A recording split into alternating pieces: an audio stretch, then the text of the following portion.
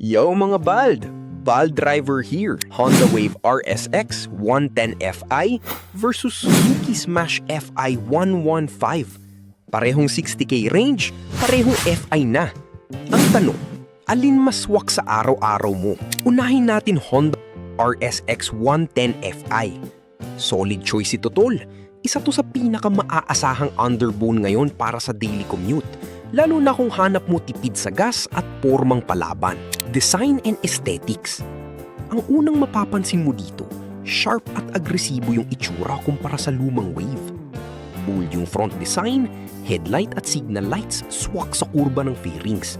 Kaya modern dating, hindi mukhang 2015. Body graphics, sporty at dynamic. May embossed lines pa na nagbibigay ng konting premium feel. Muffler niya may thermal protector. Hindi lang porma, iwas paso din sa binti mo pag long ride. Sa likod, matulis yung taillight, tapos dual shock absorber, pula pa sa ilang variant. Small detail pero pogi tignan. Engine and fuel efficiency, 110cc, PGM-FI. Translation, tipid sa gas. Hanggang 69.9 km per liter based sa WMTC test. 4 liters tank, so kung chill ride ka lang, 270 km plus range mo yan. Pangpasok, pang-deliver, pang-service sa school, kaya yan ng isang full tank sa isang linggo. Reliability, Honda yan, subok na sa tibay. Pang-araw-araw na di ka iiwanan sa daan. Instrument cluster, simple lang. Speedometer, gear indicator, N14, fuel gauge, engine check light, handling and safety. Maganda ang riding position niya sa traffic. Upright seating position, hindi nakakangalay kahit 1 hour ka sa kalsada. Brakes, front disc, rear drum sa disc variant. May spoke wheels para sa classic look, may mags naman para sa modern. Depende sa trip mo. Curb weight, 97 kilos lang. Magaan singitan at i-maneuver. Ngayon, sa Suzuki Smash Fi 115 naman, straight to the point tayo. Walang halong sales talk, pormahan at visual language. Headlight niya medyo malapad, multi-reflector. Pero yung V-shape ng housing, bagay sa sharp edges ng fairings. Kaya mas agresibo yung muka, hindi bilugan gaya ng ibang entry level. Body lines, slim pa rin. Yung Smash Fi decals, sumusunod sa daloy ng fairings mula harap hanggang likod.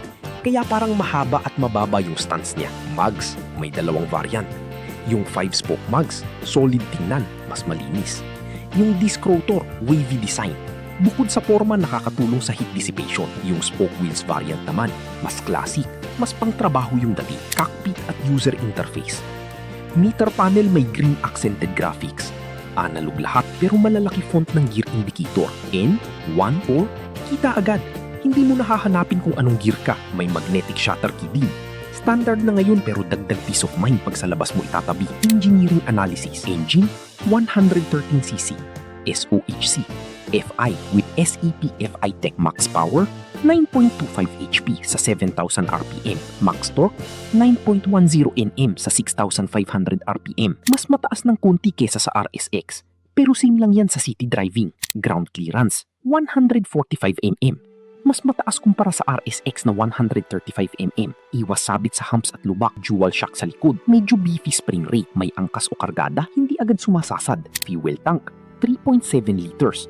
Fuel consumption, 68 kilometers per liter. So 250 kilometers plus range din. Curb weight, 94 kilos lang. Magaan manyubrahin sa traffic. Good points sa looks at function. RSX 110 Fi. Sharp, modern, pangmasa pero hindi mukhang luma. Upright seating.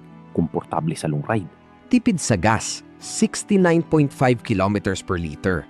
Swak sa city, light lubak, daily commute. Smash Fi 115. Agresibo muka, slim body, mas mataas ground clearance. 145mm iwas sabit. Mas beefy suspension sa likod.